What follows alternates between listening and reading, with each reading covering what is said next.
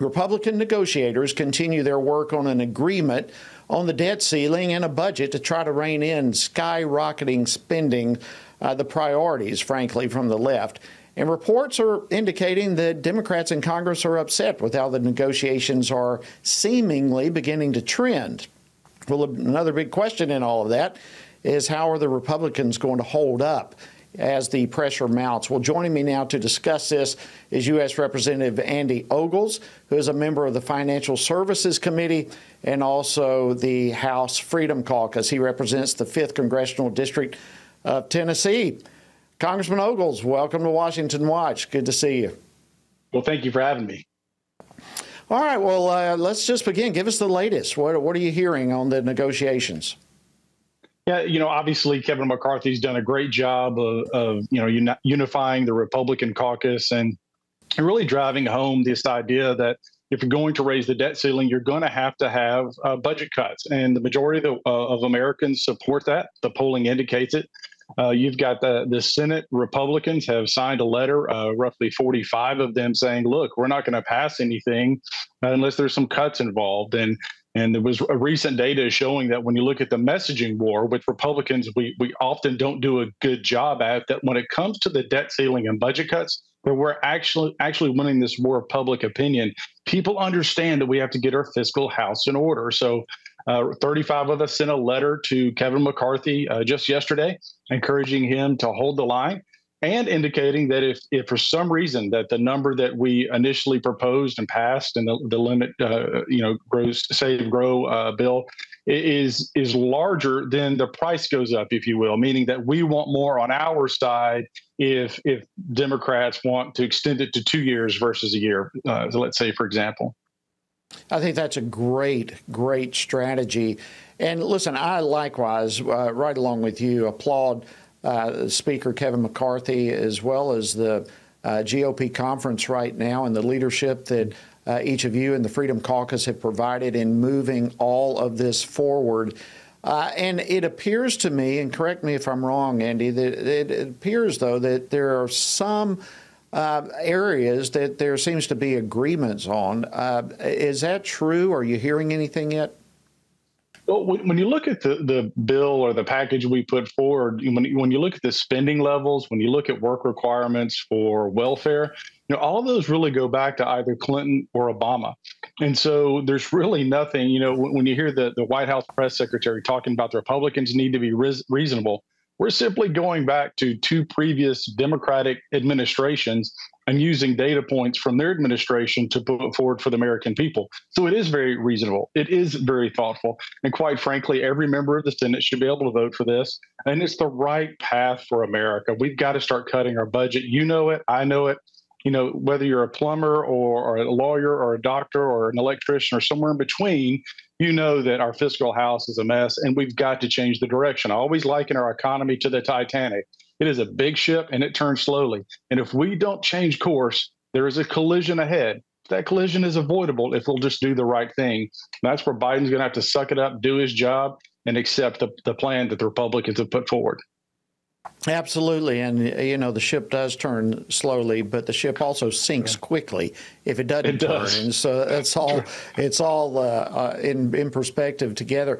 What's interesting to me in all of this is how the White House has said for months and months that they were not going to negotiate. And now they are, which I think deep down many of us knew it was going to have to get to this point because you are the ones with the leverage right now. But as the White House is making this type of move, there are some Democrats that are really, really upset. I wanted to play this clip for you and get your response. This is Jamal Bowman and what he told CNN yesterday.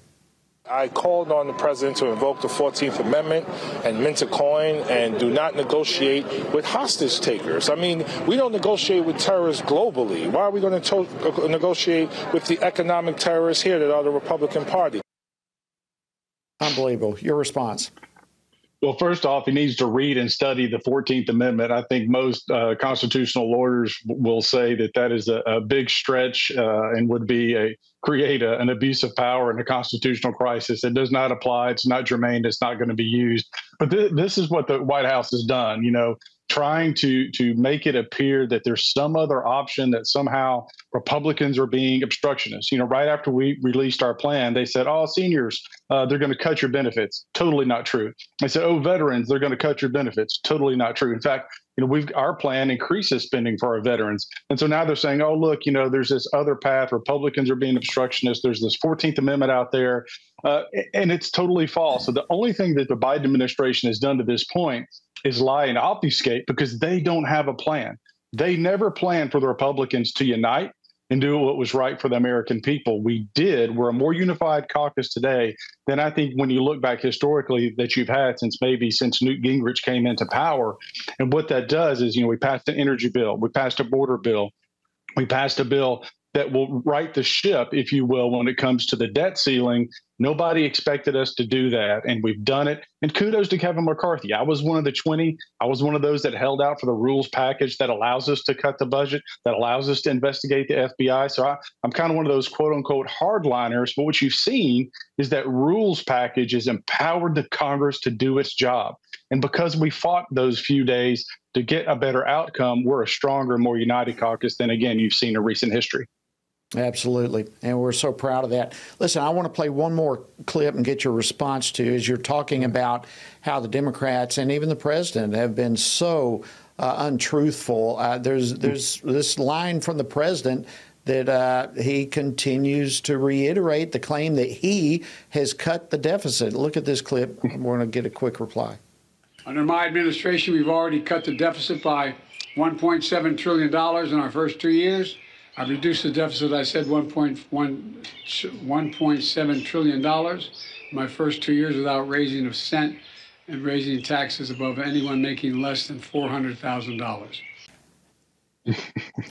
Yeah, that's some of that Common Core monopoly math. I'm not exactly sure how they make up those numbers. But I mean, I think the reality is this administration knows that they're going to have to come to the table. They're going to have to follow the lead of the Republicans. And look, they keep talking about this arbitrary date, and it is an arbitrary date of June 1st.